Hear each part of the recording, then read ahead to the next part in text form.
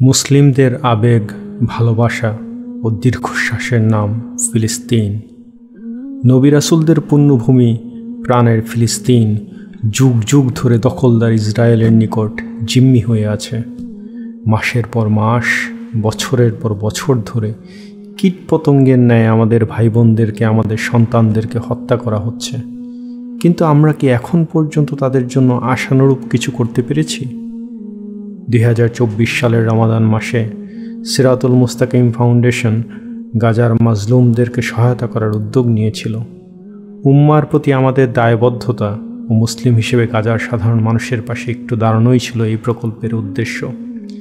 সিরাতুল মুস্তাকিম ফাউন্ডেশন মিশর থেকে ফিলিস্তিনের গাজায় 34 লক্ষাধিক টাকার খাদ্য ও চিকিৎসা সামগ্রী পাঠিয়েছিল। দায়বদ্ধতার জায়গা থেকে এই প্রচেষ্টা ছিল একেবারেই সামান্য, তবুও আমরা আমাদের সাধ্যের সবটুকু দিয়ে চেষ্টা করে গেছি। যুদ্ধ এখনও থামেনি, শেষ হয়ে যায়নি ফিলিস্তিনের ভাই বোনদের প্রতি আমাদের দায়িত্ব।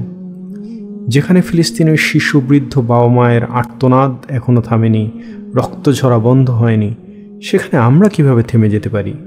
আমরা কি করে তাদেরকে ভুলে যেতে পারি? আমাদের কাজ চলছে, চলবে। যতদিন আমাদের ভাই বোনেরা পৃথিবীর যে কোনো প্রান্তে নির্বিচার জুলুমের শিকার হবে, ততদিন সিরাতুল মুস্তাকিম ফাউন্ডেশন তাদের পাশে থাকবে ইনশাআল্লাহ।